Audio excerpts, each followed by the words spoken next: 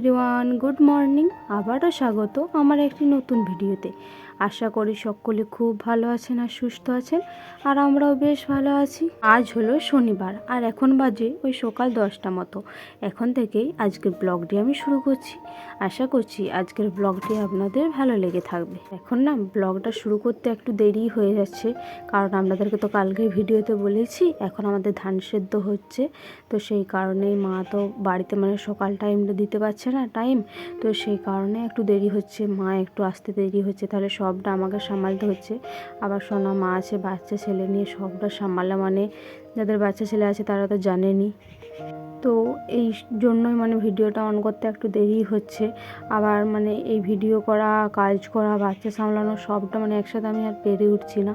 তো সেই কারণে যতটুকু করে পাচ্ছি ততটুকু নেওয়ার চেষ্টা করছি। মানে যদি আপনাদের ভালো না লেগে থাকে তাও আমার পাশে থাকবেন। জানি যে পুরোটা করে সব কাজ আমি আপনাদেরকে শেয়ার করতে পারছি না, তবুও মানে যতটা চেষ্টা করছি আমি আপনাদের সাথে তুলে ধরার চেষ্টা করছি। তো প্রথমে সবজিগুলো ধুয়ে নিয়ে চলে এলাম, আর এসে পরে মানে ভাতটা আমার হয়ে এসেছে। ভাত আজকে অনেকক্ষণই বসে দিয়েছি। তো ভাতটা হয়ে গেলে এরপর তো যাই কিছু একটা তরকারি বসাতে হবে। তো আজকে ওই পালং শাক, বেগুনে, আলুতে একটা ঝাল দেওয়া হবে, তো ওইটাই তো বসাবো। তো সেই কারণে একটু মানে সরষে বাটনাটা বেটে নিচ্ছি। আর মানে ঝাল দেওয়াতে তো খুব বেশি পরিমাণে দেবো না, অল্প পরিমাণেই দেবো। তো সেই কারণে অল্প পরিমাণেই বেটে নিচ্ছি। খুব আবার বেশি পরিমাণে দিলে তেতো লাগে, তো সেই কারণে অল্প পরিমাণেই দিই।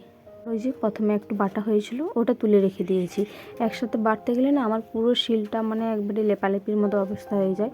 তো এই যে পুরোটি বাটা হয়ে গেছে, এরপর একটি তরকারি চাপাবো, তারপর অন্যটি বাড়বো। তা করতে করতে বাবা এলো, তো বলল যে আজকে দুটি ভাত খাবো, গরম ভাত খাবো।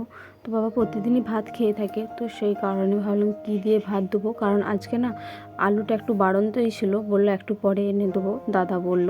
তো সেই কারণেই আলু ভাতেও দিতে ভুলে গেছি বলতে মানে থাকেনি তো আর কোথা থেকে দেবো বলুন। তো সেই কারণেই পেঁয়াজটাই ভেজে দিচ্ছি।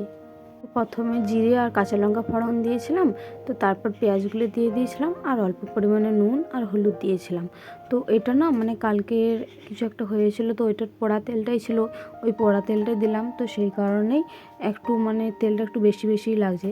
আর কালকের মতো আর ভুল করব না, আজকে গ্যাসটা কমিয়ে দিয়েই গিয়েছিলাম, মানে ভাতের হাঁড়িটা নামাতে গিয়েছিলাম, ভাতটা হয়ে গিয়েছিল, আপনাদেরকে তো বলেইছিলাম। তরকারিটা চাপাতে পাইনি, কারণ এবারে পেঁয়াজগুলি ভাজবো, বাবাকে খেতে দেবো, তারপর তরকারিটা চাপাবো। তো সেই কারণে ভাবলাম আগে বাবাকে খেতে দিয়ে দিই, তারপর না হয় তরকারিটা চাপাবো।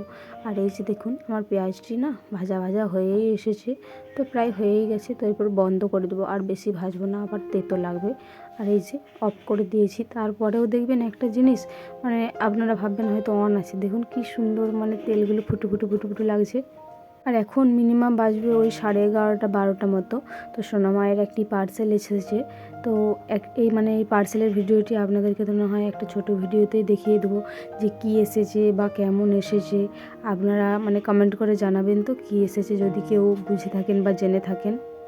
তো আমাদের সাথে না সোনামাও গিয়েছিল, তো তিনজনে মিলেই পার্সেলটা আনতে গিয়েছিলাম। সোনামার পাপা বলছিল যে সোনামাকে নিয়েও এসো, তাহলে ওর আজকে নিজের পার্সেলটা নেবে।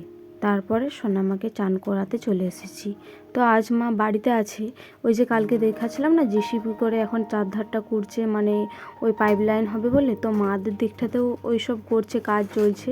তো মাদের বাথরুমের যে পাইপগুলো রয়েছে না ওগুলো বললে একটা ফেটে গিয়েছে। তো সোনামার পাপা আর বাবা গিয়েছে ওগুলো বাঁকাতে, তো ওইখানেই মা একটু দেখাশোনা করছিল। তারপরে রান্নাও তো আসে বলুন, তো সেই কারণে আগে মাকে আসতে বারণ করলাম। মা বলছিল আমি যাবো, একটু দেরি হলেও। তো মাকে বললাম যে না না তোমাকে আর আসতে হয় না, আমি ঠিক বাগিয়ে নেবো সব কিছু। তো এইখানের মা চলে এসেছে, মানে আমার শাশুড়ি মা চলে এসেছে। তো শাশুড়ি মা রান্না করছে, আর আমি এইদিকে সোনামাকে চান করিয়ে নিচ্ছি। আপনাদেরকে তো হয়তো দেখিয়েওছিলাম বা বলেওছিলাম যে সোনামাকে এইরকম মানে ম্যাসেজ করালেও খুবই মজা পায়। তো ওর পুরো মানে শরীরে ম্যাসেজ করা হয়ে গিয়েছে, এরপর মাথাটা দিয়ে ওকে স্নান করিয়ে নেবো। ওকে স্নান করিয়ে ঘুম পাড়িয়ে মানে A to Z সব কমপ্লিট করে এই যে প্রেশার কুকারে ভাত চাপাতে চলে এসেছি। আপনারা হয়তো ভাববেন যে মানে হাঁড়িতে ভাত করেছি, আবার প্রেশার কুকারে কেন ভাত চাপাচ্ছি, কারণ আজকে তো শনিবার, আর কালকে না মা ওই নাতা দিতে গিয়েছিলো খামারে, তো ধান আরে মিলবে, তো সেই কারণে মা আর হাঁড়িটা ধুতে সময় পায়নি। তো সেই কারণে সোনামার পাপার জন্য আজকে প্রেশার কুকারে চাপিয়ে দিচ্ছি। ও তো শনিবারে নিরামিষ খায়, আপনারা তো সবাই জানেন। তো সেই কারণে ওর জন্য প্রেশার কুকারে চাপিয়ে দিচ্ছি। আলু ভাতে আর পোস্ত বাটি আর ভাত, এই মানে দুটো তরকারিই হবে, আর সেই রকম কিছু হবে না। ওরা নিরামিষ কিছু করব না। আর এখন বাজে মিনিমাম ওই 3টে সাড়ে 3টে মতো। আর এই যে দেখুন, মানে মহারানীর চোখে ঘুম নেই, কী কায়দা যে আরম্ভ করেছে এখন, মানে সবাইকে ভয় দেখাতে শুরু করেছে। তারপর মানে কেমন যে একটা শব্দ করছে, মানে যত নতুন হচ্ছে না তত বারবার নতুন নতুন শব্দ শিখছে। দেখবেন কেমন শব্দ করছে।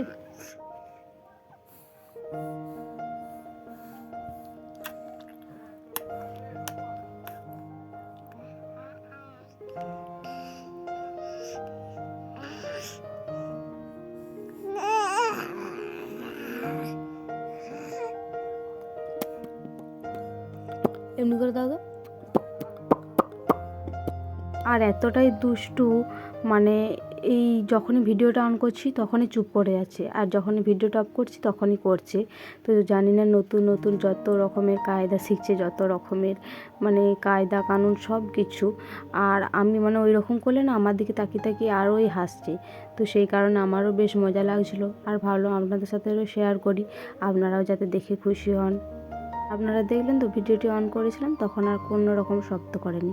তো ও নিজের মতো খেলতে থাকুক। আর আমার ভিডিওটি আজকে এই পর্যন্তই। সকলে খুব ভালো থাকবেন, সুস্থ থাকবেন। আবারও দেখা হবে পরবর্তী কোনো ভিডিওতে। টাটা।